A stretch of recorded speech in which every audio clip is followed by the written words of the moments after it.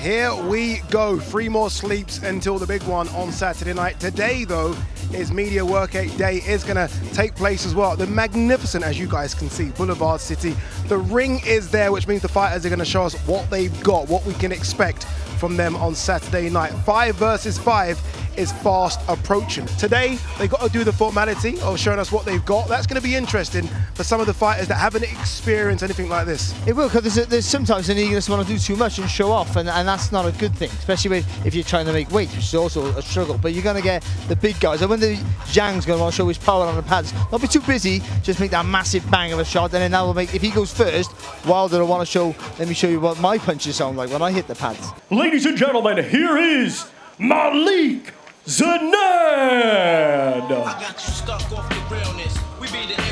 Darren, here comes Malik Zhang. What an opportunity for him as well. He's not just fighting for a world title, it is Dimitri Bivol. It is an incredible event.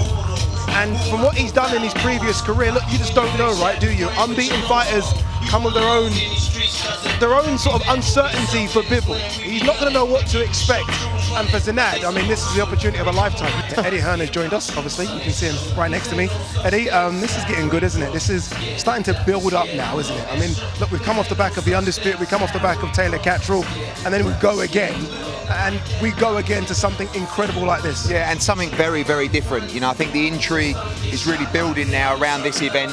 Obviously the narrative with Matchroom against Queensberry, but also the team concept. Yeah. You know, and don't forget, you've also got Dimitri Bivol defended his world championship on the card as well.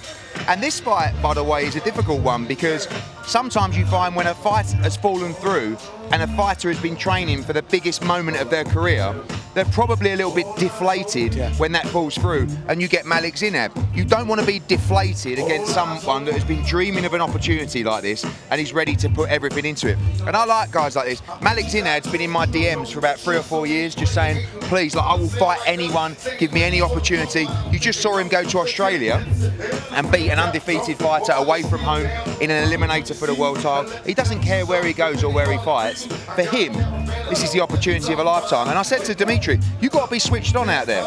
You know, don't just think this is an easy night's work, a little warm-up before Beterbiev.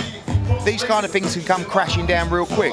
2 guys, 22-0. Dimitri, if he's switched on, he wins his fighting style. But anything less, and he'll have a hard night's work with this guy. Here is the reigning and defending WBA and IBO light heavyweight champion of the world, Dimitri Bivol. I've often been told, Ade, in your role, don't have favourites. You know, just be fair to every single fighter. It's difficult because I am a huge fan of this man, Dimitri Bivol. I'm a huge fan. And it isn't just because he gave me his tracksuit top after the Canelo win, which I've got hanged up in my bedroom. It isn't that. It isn't that. There's more than that. He is an exceptional fighter. When you watch him hit the pads or hit the bag, it's just brilliant. Look, I understand why there's so many fans, because he is poetry in motion. The flow, the rhythm that he gets into is so good. Ed, you said you spoke to him. Where's his mind at? Does he understand the importance of this? Because I'm guessing if he gets through Zhang, the next fight will be for Yeah, service. I mean, a very calm man, you know, never really seen the emotional, even in victory. I mean, I'll be honest with you, even when he beat Canelo Alvarez, pretty chill. Like you never saw him on his knees. You never saw it. You know, it was, and literally went back to the hotel after, had a bite to eat. You know, and you know, I think the expectations of himself are very high. Here is the former British champion and former world title challenger, Craig Spider Richards. Craig Richards, who I think is a world-level 175-pound operator. But Barry, you've mentioned it, and you are correct. We can't keep on giving him plaudits for the losses. He's going to need to get a good win under his belt soon as well. Here is Willie the Hot Train Hutchinson. You mentioned something interesting there, Darren. You was like, if he could just start a bit faster, Craig Richards, and get that fire, I think Hutchinson has lit that fire. And I've never seen a fighter get under the skin of Craig Richards ever. And I feel like Hutchinson's done it. And it could be good for Hutchinson. It could be very good though for Craig Richards. Maybe he needs that. But I think, and I think for you, Craig, too, use that jab and take the authority as the favourite, the more experienced fighter, to take the authority early and show what it's like for Hutchinson when he steps up a level. Yeah, 100%. I've got to obviously dictate straight away and like show him why I'm the favourite, and you know, stamp my authority in that ring early. I sense a lot of fire in your voice, Craig. Yeah, I'm ready to go. I just can't wait for Saturday night now. I'm focused, ready to go. I wish it was the last sleep before tomorrow, but we've got a couple more, but Saturday I'm looking forward to it. Here is the reigning and defending WBA featherweight champion of the world, Ray Savage Ford. By the way, the glasses are off. He listened to us, he heard us. I'm not struggling with weight, I'll show them. Took the glasses off and looks really relaxed. Eddie Hearn is very, very excited about Raymond Ford. He thinks he's got something very special. The other half of the five is here, Frank Warren. Nerves? Nerves? Are you not nervous seeing him there? Seeing Ray Ford behind us? He looks good. He looks good, Frank. I have to be honest with you. Listen, I expect him to look good. He's training for a big fight. This is a massive, massive fight.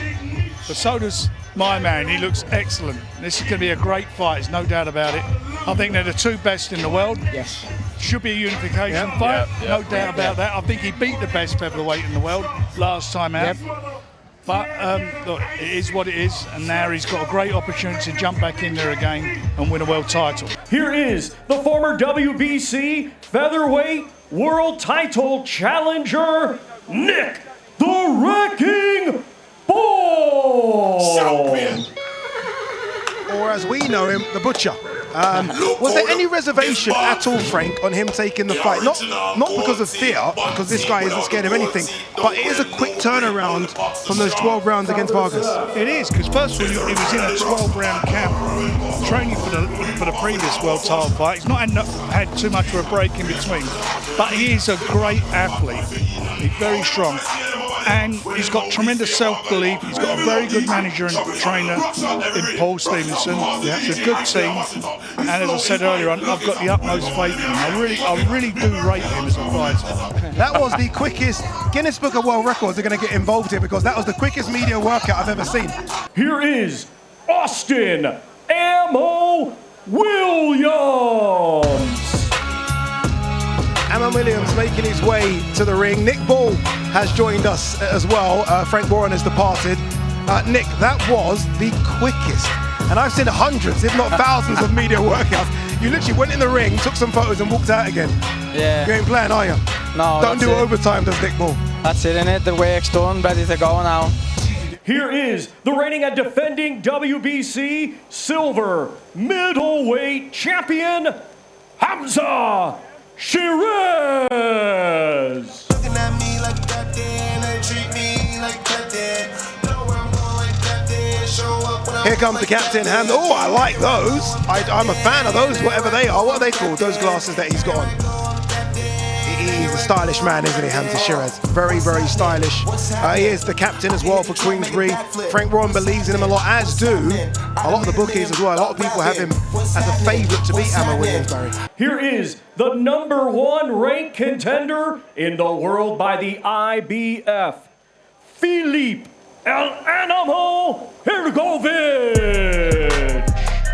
El Animo, Filip Hrgović. Look, I've said he has a lot to prove in the heavyweight division, and there's a good chance he does it on Saturday. There is clearly something very special about him. The hype, I think, is real, but we need to see it, Darren. Could we see it on Saturday? Yeah, I think so. I think he's going to leave it all in the ring. He's going to give it absolutely everything. We'll see class, we'll see courage, we'll see spite and ambition, because there's a huge carrot dangled here for the winner of this fight. A potential matchup with AJ. That's huge. It certainly is. Hamza Shiraz has joined us. How you feeling, Hamza? A few days away from the main event. How you feeling? Yeah, no, I'm good. I'm feeling ready, feeling on it, in good spirits, in a good vibe. Last few pounds to come off now, and that's it. We're ready, rehydrate, and we're ready to go Saturday night.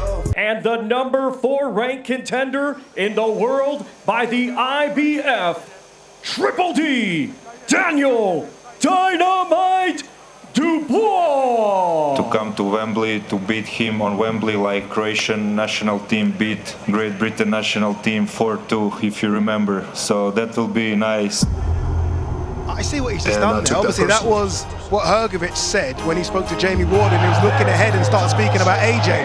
And I think Daniel Dubois playing on that, like you're really overlooking me straight away. I like that. How you feeling? Oh, okay, we're gonna sort your mic out as we do our lollipop. Are you looking good, Daniel? I'm good. I'm ready. 100%. Ready to roll.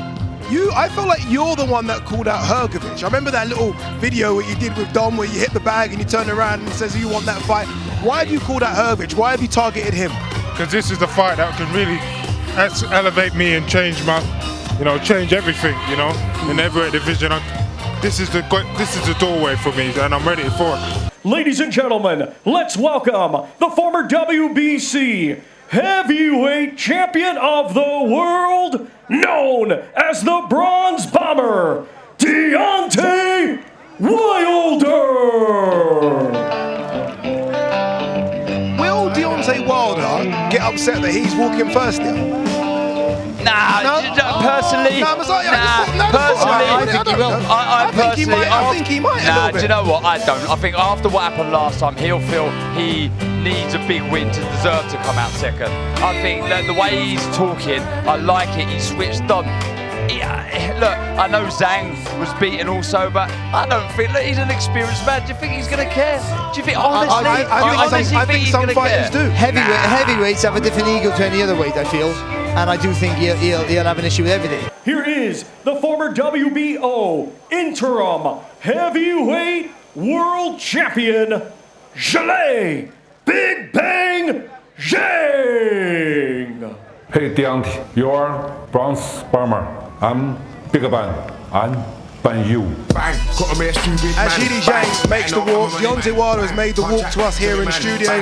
Wilder, one thing you did look really, really sharp in there in the ring. A lot of speed. I know you've been doing your track work. I know you've worked on those things. It's about speed for you now, isn't it? You've got the power. We know that's already there. Now you're going to show us a bit of speed as well. Almost definitely. I've always had the speed along with the power. A lot of the guys don't know how fast I am until I get in there. Especially when I zone in and I'm on. When I'm on, I'm on. I'm the most dangerous man in the world when I'm on. And it was a blessing in disguise after the last fight. They say lessons become blessings. It's all depending on the person, how he take the lesson and make it a blessing. If I would have won that fight, I would have changed nothing. But because I didn't, it allowed me to go back and say, you know what?